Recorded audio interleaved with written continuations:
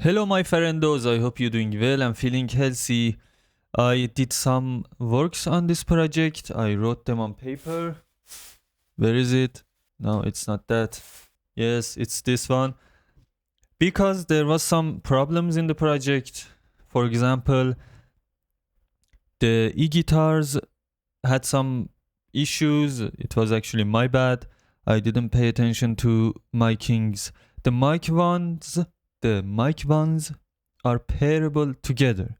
They sound better together. Less phase issues, least phase issues are when mic 1s and mic 2s are being paired together. I mean the left-right matter. So I did that and I did some changes. Let me start from the bass. I did some changes on bass. Let me make it smaller. Okay. In bass, I didn't need these frequencies. Okay. I didn't need these frequencies on the subby bass. Let's say subby bass. And I didn't need these extreme subs. So I did cut these and I gained those cut frequencies on the second one because the second one is supposed to bring joy and excitement to this bass. The first one, as I see it, is supposed to only have sub as I program it to be. So the second one has the exact frequency that is dipped on the sub bass. So the first one is focusing on sub, the second one is focusing on this range. So why didn't I boosted these frequencies on both basses? Because that would have destroyed the mix. Everything would have sounded cluttered. So I didn't like that. Lower frequencies, bass frequencies just sounded extremely horrible. So I did that, and as I see in my paper, I did some changes on tom-toms. Yes, I did. It was here. I added some excitement. I think I made it a little bit wider, and I added some excitement around 800 hertz. Why? Because it makes tom-tom be more present. Check this out. Without this.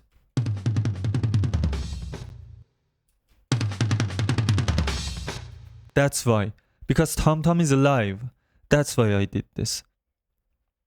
And yes, you might say there is some EQ alternatives. You could cut these frequencies, boost those frequencies. I don't care. I seek simplest yet good sounding solutions. So I did some changes on strings. Let me bring it up. And there was something else on guitars that I will get to it now. So strings sounding like this. So I have re-EQ, okay? Re-EQ, cutting these, boosting these. You could use any EQ you like instead of re-EQ, or you could just install the free plugins of Reaper. They are accessible in the internet, on the internet. They are on the internet, and you could download and install them. You would have 8 effects of Reaper for free in your DAW. So re-EQ is just a EQ I use to, as you can see, the most notable thing here is cutting 207 hertz because we don't need that extreme low. It doesn't matter, it is background or foreground. We don't want it to be in the space and masking audio field, preventing other audio materials to be heard better. So I have this obviously for leveling and compressing, bringing up excitement a little bit. I have this compositor adding, as you can see, 3500 hertz.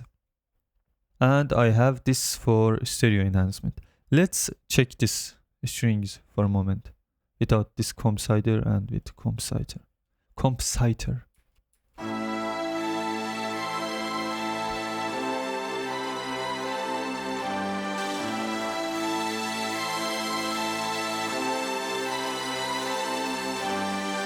You might say it has a lot of high frequencies, but because of its role here, it is appropriated. So we have stereo widths.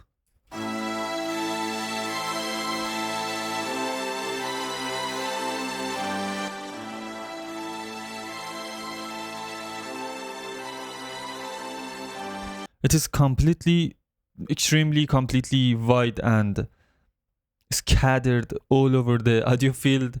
So it's this.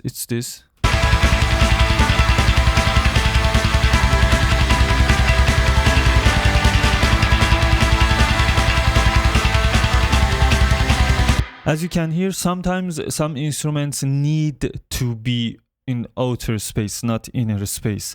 So the correlation is going to be bad here, as you can see.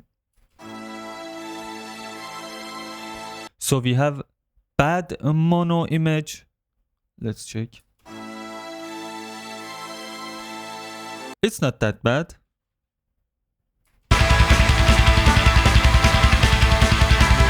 No, it's not that bad, but it's not loud. I don't care. I wanna hear it on extreme width spatial quality, extreme wide spatial quality actually. So anywho, I did changes on that. Okay, guitars, I did some other things on guitars too. I changed it the way I wanted it to be wide. As you can see, I completely disabled this stereo widths because I didn't want guitars to be extremely wide. We have two choices here. We could either make it completely wide and ignore some mono compatibility and mono hearable audio issues, because when it's extremely wide, you almost will not hear it on the mono audio field.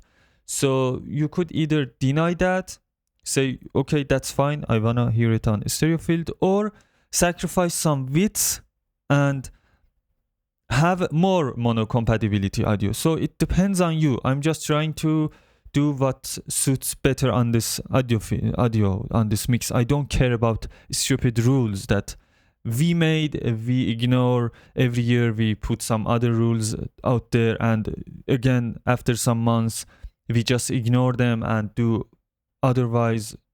And I can't understand these rule problems and these rule fundamentals. I have read some books from great minds on the mixing and mastering, and each and every one of them just kept their brain open. Like Andrew Shipp says, this is a creative profession, creative based profession. So you can't just put rules and be creative. You should just sound good. You should just sound good, and it's relative. The sounding good is relative. Someone might like that extreme width, less mono compatibility. They don't care about this specific instrument being less mono compatible. Someone might say, no, I want mono compatible. I will sacrifice some things. I will have some widths with pads and background instruments, but not with that specific instrument. I want it to be compatible and hearable on mono. So anywho, great minds don't limit themselves. Just consider this. So I'm limiting myself here. I am limiting myself here. Right hand to God. And just let's keep it bypassed. Now let's check it on mono.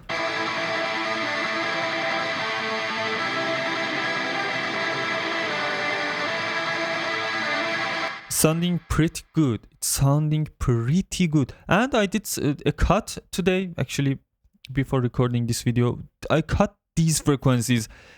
I don't hear much of these frequencies on metal or death metal. They just have big and warm guitars.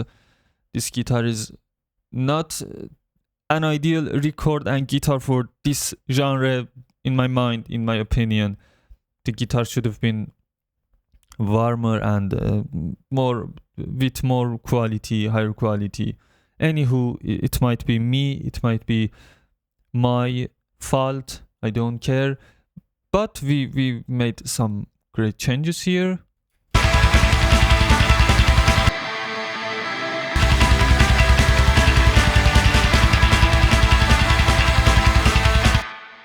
So it is almost this, and no, it's not almost this. Bases, right. Okay, rides. I mean right. We have only one right here. And the changes I made on the right.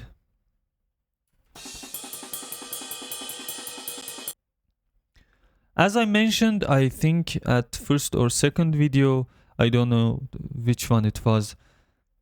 This ride is in need of spatial space.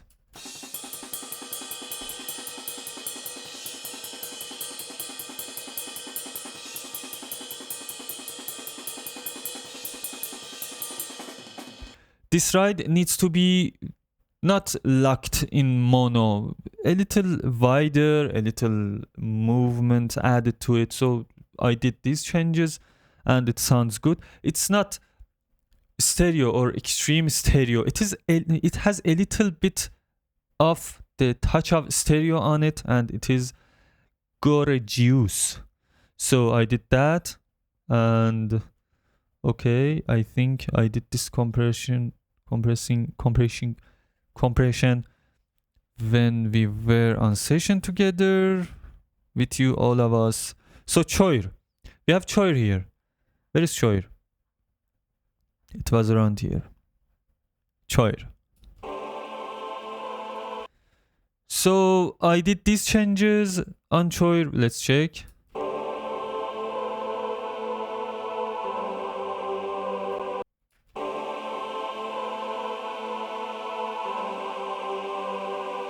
These frequencies are the worstest for this scenario, for this bass, for this Choir. My brain is just cooked. And I just cut them. I added clarity and higher boost. I did a low cut here to dip out those unnecessary, not needed masking frequencies. And I added widths.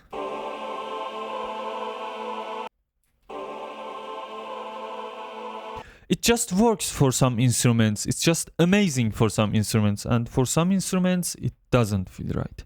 And by the way, this is K-meter from Mr. Dr. Martin Zucher has done the job, and the coding and the stuff.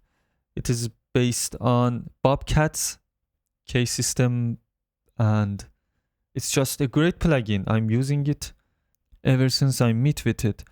When was it? Maybe 3 or 4 years ago. And we have dim. For whatever reason, we could just lower the volume. It could be useful. It could be useful for just checking the balance, the audio, because when you are dipping, your ears are not compressing the audio anymore, and you are hearing the more clearer. And so dim works. We have mute. If it's on a specific channel, you could just mute it. We have flip. And we have mono. This button is so useful, and this plugin is just amazing. It uses ITUR. If you want, you could just click on RMS and normal averaging process. But this one is good for measuring loudness. K14 is what I usually choose, because K12 has so little room and K20 has a lot of room.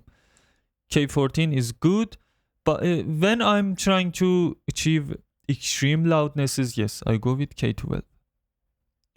And okay, that's good. It is free, by the way. You could download it from GitHub. So I told all of the changes I made here, and so I recorded some parts. And did some changes, maybe 2 or 3 parts, but I didn't want it to take your time, and I was working on guitars, on solving problems. I told myself that let's just record a part, explain what did I change and why did I change, so I could help you just catch up and spend less time for gaining more information about the project. And that's it. I think I added some spaces here too for, I don't know if I did this spacing on videos. I think I did not. I have an EG space here. As you can hear, the guitars are continuous. They have echoes, reverb. Let me just play it for you. It gives it more depth and more meaning. The dry guitar wasn't fun at all. And I have this one because I didn't need it, these frequencies. It's not like I didn't need it, you would need. This mix didn't need it, as I see, as I understand.